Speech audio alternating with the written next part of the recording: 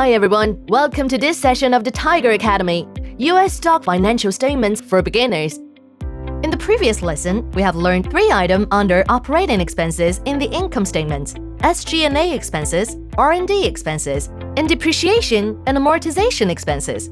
We have also learned a key term, operating margin, which can tell us a company's profitability after including cost and operating expenses. However, the net income is key to determine a company's competitiveness. In this lesson, I will walk you through the concept of the net income. 1. What is net income? In this chart, we can tell that net income is equal to company's total revenue minus cost of sales, operating expenses, other expenses. To put it simply, net income is the residue income through a company's operation. It's similar to how much money you saved after deducting taxes, rent, daily expenses, and etc. Here is a new term, other expenses. It refers to all income and expenses that are not directly related to production and operation. The key point is, not directly related to production and operation. When you read financial reports, you can't just look at the net income of a single year. Instead, I suggest you compare 5 years' data. By observing the net income over 5 years, you can judge whether this company can continue to maintain its growth and whether it is truly competitive or not. Historically, only a few companies have enjoyed smooth sailing in the long term. We don't need to demand a company's net income trend should always go up.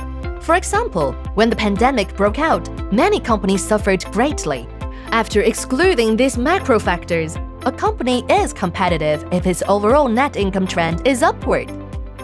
2. How to interpret net income. Next, let me use the data in Tiger Trade app as an example. First of all, open Tiger Trade app, enter with the stock ticker, click Company, click Financials to see the net profit trend chart. Let's take Microsoft as an example. Looking at the net income growth curve over the last 5 years, we can tell that the net income shows an overall upward trend from 2017 to 2021.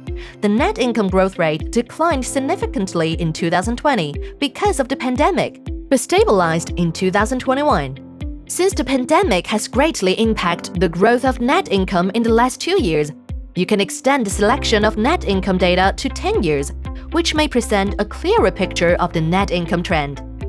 By comparing net income data in the past 10 years, the trend is upward overall.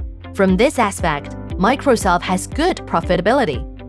As we mentioned in the previous lesson, if we focus on gross profit, we would choose Rose's company as its gross profit is higher. What if we focus on net income? Let's compare the two companies. After comparison, we find that the net income of Rose's company is still higher. But what if Jack's company had total revenue of 10 million USD and net income of 10,000 USD? This time, Jack's company will have higher net income. In this case, we need to introduce the concept of net income margin. 3. How to calculate net fit income margin. The net income margin is equal to net income divided by total revenue. From this formula, we can tell net income as a proportion of total revenue. The higher the ratio, the higher the profitability, and vice versa. With this in mind, let's revisit the case above. Rose's company's net income margin equals 2,940 divided by 6,000 equals 49%. Jack's company's net income margin equals 10,000 divided by 1 million equals 10%. Obviously, Rose's company enjoys a higher net income margin. If this trend persists in the long term, Rose's company will generally be considered to be more competitive. In order to help you better understand the net income margin, I have listed some well-known companies in the chart below. For example, the 5-year average net income margin of financial giant Moody's reached 24.79%. Microsoft reached 24.08%. Wells Fargo Bank and Apple reached 22.11% and 21.36% respectively. These companies have great competitive advantages in their industries. You have probably noticed that Southwest Airlines and Ford Motors have relatively low net income margins. What does this mean? On the one hand, company may generate less profit in their operations. On the other hand, it reflects the excessive competition in the airline and auto manufacturing industry. The chances of an investor to make good investment return in an overly competitive industry are low. Generally speaking, if a company can maintain its net income margin consistently above 20%, it is deemed to have long-term competitive advantage. On the contrary, if a company's net income margin is consistently below 10%, it is probably in an excessively competitive industry. Of course, there are exceptions. Companies like Coca-Cola and Merck have long-term net income margins of 10 to 20%. Such companies could have great potential. Once their operation improves, investors of these companies may make huge profit. Therefore, the growth and development of such companies deserve our attention. So that's all about net income margin. Now let's reveal the key point of the income statements. In this section, we first learned about the framework of the income statement, including total revenue, expenses, and net income, and then compare the income statements to personal budgets. Next, we learned a few formulas. Net income equals total revenue minus cost of sales minus operating expenses minus other expenses or income. Gross profit equals total revenue minus cost of sales. Gross margin equals gross profit divided by total revenue. Operating margin equals operating profit divided by total revenue. Net income margin equals net income divided by total revenue. I would like to remind you that you don't have to memorize these formulas, as most of the financial data is available on Tiger Trade app. You can find them by clicking the company button on the interface of the stock. Through the formulas, we drew several important conclusions.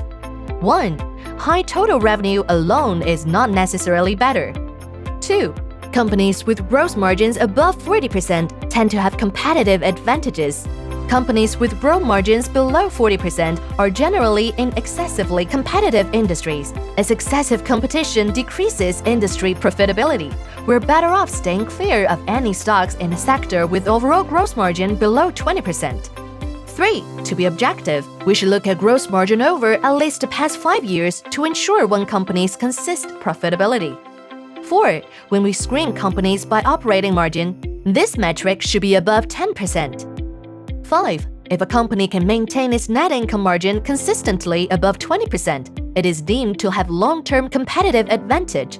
If, on the contrary, a company's net income margin is consistently below 10%, it is probably in an excessively competitive industry, where no company can do well.